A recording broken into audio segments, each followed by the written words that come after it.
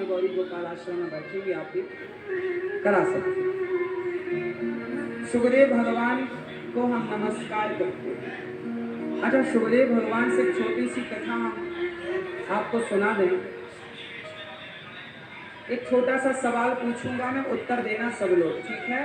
पहले मैं आपको कथा सुनाऊंगा, फिर मैं आपसे एक सवाल पूछूंगा। एक राजा था और एक रानी थी। दोनों राजा रानी बड़े प्रेम से रहा करते थे। राजा एक दिन किसी काम के लिए बाहर चले गए। रानी घर में अकेली थी। रानी का मन बड़ा चंचल हुआ, तो रानी ने रास्ते से गुजरने वाले पुरुष को इशारा किया। उस पुरुष से कहा, आओ। पुरुष को बुलाया, कहा आओ। पुरुष को लगा महारानी बुला रही है, चला गया, पास में जाके बैठ गया। रानी ने उसे पानी पिलाया। अच्छा, रानी ने गलत भाव के लिए बुलाया था। रानी थोड़ा चंचल स्वभाव की, चंचल मन की थी। चरित्र बहुत अच्छा नहीं था उस रानी का। राजा के परदेश जाते ही रानी ने फायदा उठाया।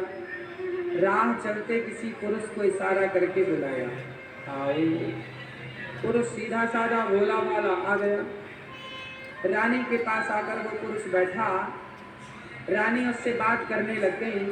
कभी दासी ने सूचना दी कि महारानी जी राजा साहब पधार रहे। अब जब राजा आ रहे और रानी पराये पुरुष के साथ कमरे में बैठी, तो रानी डर गई कि राजा तो अभी मुझे देश निकाला दे देंगे। तो रानी ने उस पुरुष को पीछे के दरवाजे से भगाया, जाओ यहाँ से चले जाओ।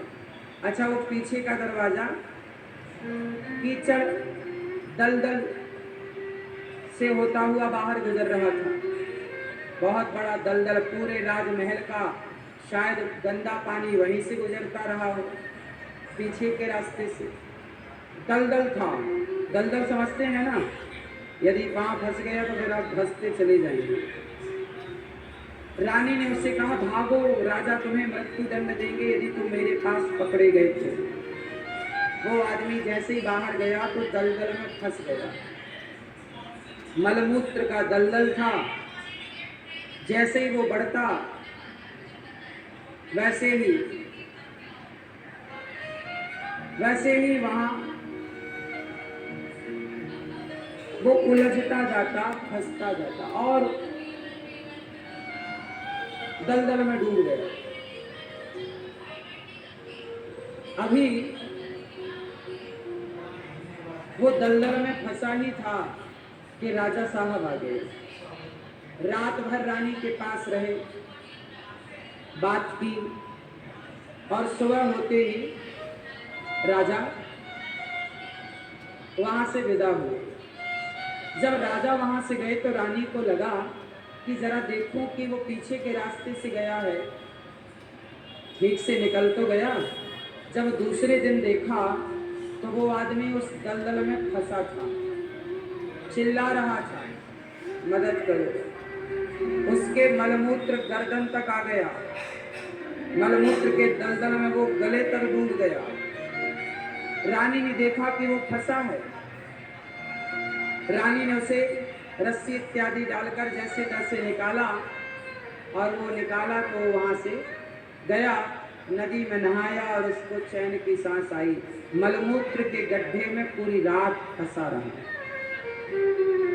दूसरे दिन शाम को फिर रानी ने उसी पुरुष से कहा, आओ।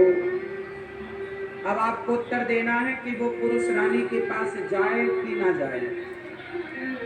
उत्तर दो दादाजी। दादाजी, भैया, ओ मेरे नौजवान दोस्तों, सुन लो मेरे भाई। दादाजी आप ध्यान दो। रानी दूसरे दिन फिर उस पुरुष को कहती है, आओ। अब बताओ वो पुरुष रानी के पास जाए कि ना जाए? उत्तर दो।